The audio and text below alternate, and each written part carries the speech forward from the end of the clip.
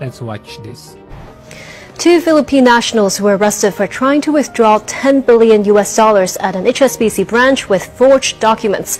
It is understood that the lawyer is involved in the case.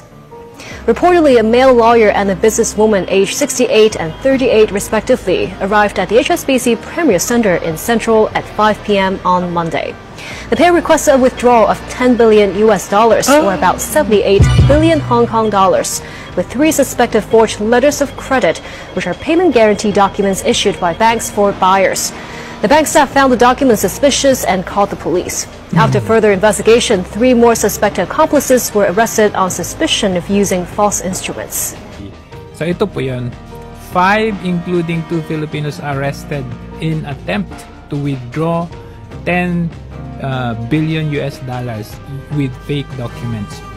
Magkano po yan sa peso? About 577 billion pesos. Ayan, nung ano lang, nung Feb 10 lang. Ang suspect, dalawa, 68 at saka 38. Yung isa dito ay abogado. Ayan.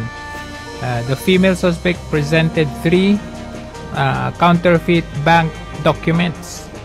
Tapos yung male accomplice naman, ito yung male na ito, abogado daw ito. Requested the withdrawal of $10 billion. So, according to the reports, 2 suspected arrested at the scene are Filipino nationals aged 68 and 38 who entered Hong Kong holding passport. Ibig sabihin, turista. So, the case, ayan, iniimbestigahan itong ano nito at following their investigation, additional 3 suspects were arrested kasama, including 50-year-old Malaysian, take note 64-year-old with the surname of Chai from Taiwan, 29-year-old woman Tao from mainland China. In total, 5 individuals have been apprehended. So, ano pinagsasabi mo? Chocho, ano na lang pinagsasabi mo? Okay, bago tayo magpatuloy, papanood ko muna ito sa inyo kasi dito 10 billion eh. Yan, 10 billion US dollars. Panoorin mo muna natin itong video na to. Sabi ni Senator Bongbong, wala daw bahid ang kanilang pamilya. Ni Senator Bongbong, wala daw bahid ang kanilang pamilya. $10 billion ang nanakaw nung panahon nila. Oh, tapos ngayon kasama ni Pia Cayetano sa Slate. Okay, balik tayo doon. Ano yung balita? 2 Philippine nationals were arrested for trying to withdraw $10 billion. Sabi niyo naman, ano naman kinalaman ni Marcos dyan, Jojo? Eto kasi noong 2000, group conspired to bribe HSBC chief after reaching deal with Imelda to share hidden billions, court said. So, basahin pa natin. Ito kasi may bayad pero sinave ko yung details nito. Former Philippine First Lady Imelda Marcos allegedly signed a deal with a group of bounty hunters to share part of hidden fortune amounting to billions of dollars held in Hong Kong and mainland bank accounts on SAR court yesterday. Ang ginawa niya, she signed documents authorizing Hong Kong businesswoman. So, gumamit siya ng tao. Okay? Anong pangalan? Chok Oy Fong, 50, to handle withdrawals for her in return for a 35% share of the money. Ngayon, hindi na nila kailangan ng 35% share. Kasi kung sino, malamang itong 2 Filipinos na ito at yung 5, hindi ko sinasabing ito pero may posibilidad na may connection ito. Okay? Itong 5 nationals na ito. She signed documents authorizing Hong Kong businesswoman Chok Ai Fong, 50 years old, to handle withdrawals for her. Pero inakapalit ng 35% share. The plan fell through when Chok and her 3 alleged co-conspirators. Diba 5 yung nahuli ngayon? Co-conspirators were arrested by the Independent Commission Against Corruption as they plotted to pay senior HSBC officials to help withdraw the Marcos money. which they believe ran to billions of dollars, the court heard.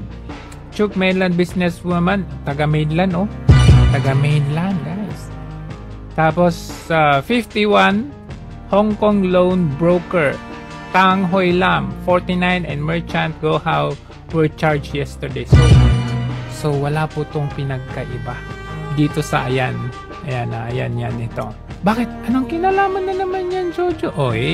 Kung titignan natin yung ill-gotten wealth ng Marcos, 5 to 13 billion ill-gotten wealth combined ng kanyang parents, kasama dyan ang Hong Kong.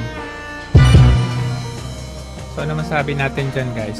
So ang tanong natin dito, itong nahuli, itong nahuli na 5 including 2 Filipinos attempt to withdraw 10 billion US dollars with fake documents ay hindi po malayo mangyari doon sa ginawa ni Imelda noong 2000.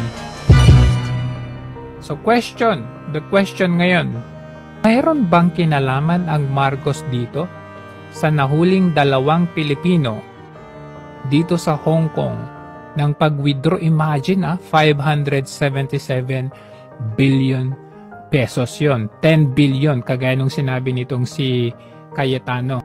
10 billion dollars ang nanakaw nung panahon nila. Tapos anong balita? Ilan? Anong balita nito? To withdraw 10 billion US dollars at an HSBC branch with forged documents. Pwede kayang ipaimbestigan natin ito? Pwede ba kaya magkaroon tayo ng hearing regarding this? Malaman natin kung sino yung 2 Pinoy na yan. Lalo na election ngayon. Not to mention, ay sinubukan nilang gawin ito nung wala pa sa posisyon itong si Marcos Jr. Panoorin nyo to. Kayo po ba ay nakipagkita kay Michael De Guzman na isang bankero noong 1986 para po mabawi ang ilang Swiss accounts ng inyong pamilya? Hindi ko alam kung bakit siya nandun. Yes or Pero, no? hindi. Hindi kami... Yes or no po? Nandun siya, pero hindi tungkol dyan. Hindi yan ang pinag-usapan. Akala So ko maybe no. Yeah, the answer to your question would be no. nakipagkita kayo kay Michael De Guzman, your answer is no. Nakipagkita kami para mag-withdraw ng anong bangko sa set? No. Ano yung dahilan ng pagkikita ninyo since you're... Hindi ko alam, hindi ako kasama sa at kayo po ba, mabalik dun sa tanong ni Karen, kayo... So, di ba? Kaya maalala ninyo, nung kapapanalo niya bilang presidente, yung pagpunta-punta niya sa ibang bansa para, hindi kaya para mabawi yung mga offshore accounts? At ito kaya yung pinaka-last remaining ay dito sa Hong Kong at they have tried to do it?